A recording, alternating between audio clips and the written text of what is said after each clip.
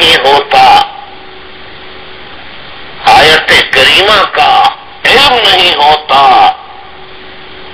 اور اس کی تشریح و تفسیر سے آگاہی نہیں ہوتی،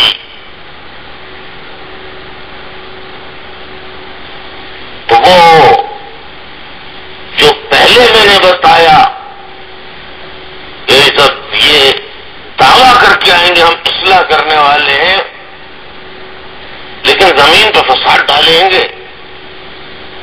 اور یہ بھی سورۃ الغرق کی جو میں نے آیت کریمہ آپ کے سامنے تلاوت فرمائی اس کا ترجمہ.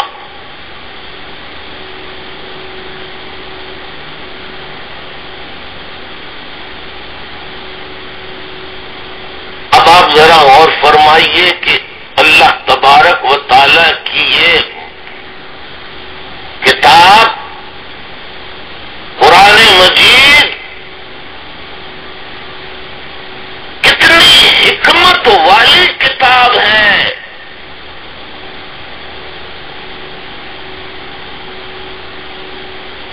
کہ 1400 سال پہلے جو آج فساد اس دنیا میں برپا ہو رہا ہے، خاص طور پہ پاکستان میں،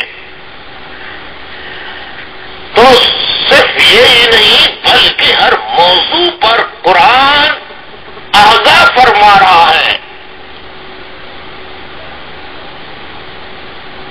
کہ مساجد کا فرقہ واریت کی بنیاد پر استعمال ظلم ہے، غلط ہے.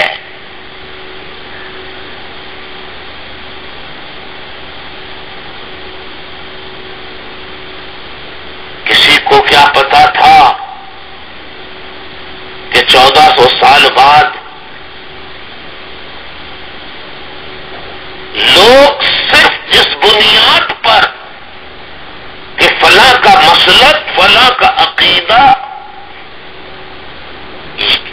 فلاں ہے، اور جو ہمارے مسلک کو نہیں مانے گا تو ہم دیگر مسالک کے لوگوں کی عبادت گاہوں، مساجد، امام برگاہوں کو مسجد زرار قرار دے کے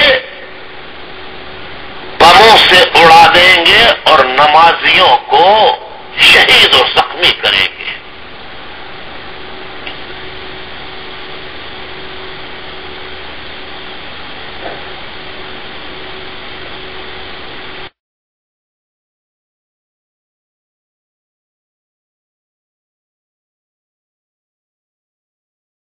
معزز محترم علماء اکرام و مشائخ الاسلام، حاضرین میں سے، کیونکہ میں قرآنی آیات و احادیث سننے کے لیے تو علماء اکرام سے ہی درخواست کروں گا، وہی بہتر بتا سکتے ہیں. میں تو ادنا سا طالب علم ہوں، لیکن میں اس کی جو روح بتانا چاہتا ہوں کہ 1400 سال پہلے اس حکمت والی کتاب عظیم نے آگاہ کر دیا تھا کہ فرقے بھی بنیں گے اور لوگ ایسا بھی کریں گے کہ جو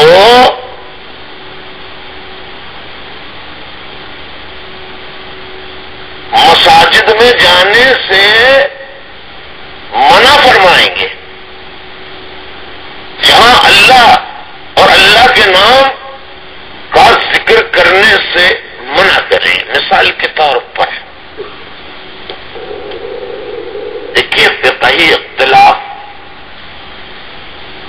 ایک دوسرے سے ہو سکتا ہے،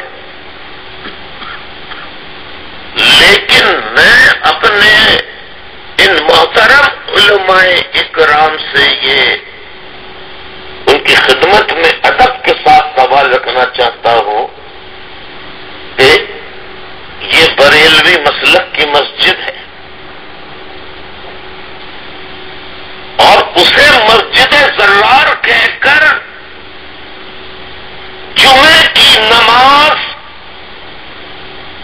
صفیں بن جاتی ہیں، اور امام اللہ اکبر کہتا ہے تو زوردار دھماکہ ہوتا ہے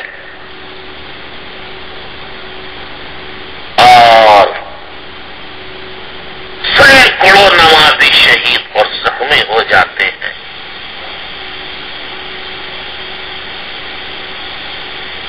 اب آپ زور اور زبردستی کی انتہا دیکھیے۔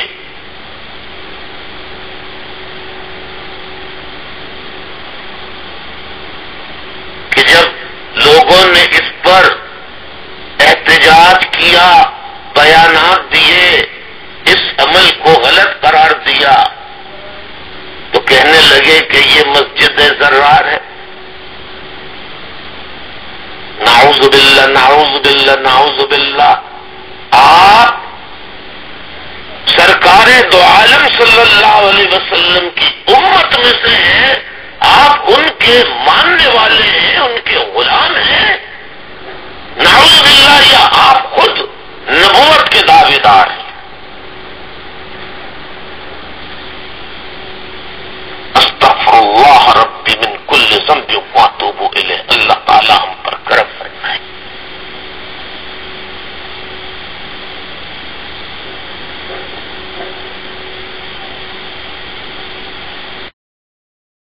سورہ حجرات میں اللہ تعالیٰ فرماتا ہے مومن تو آپس میں بھائی بھائی ہیں،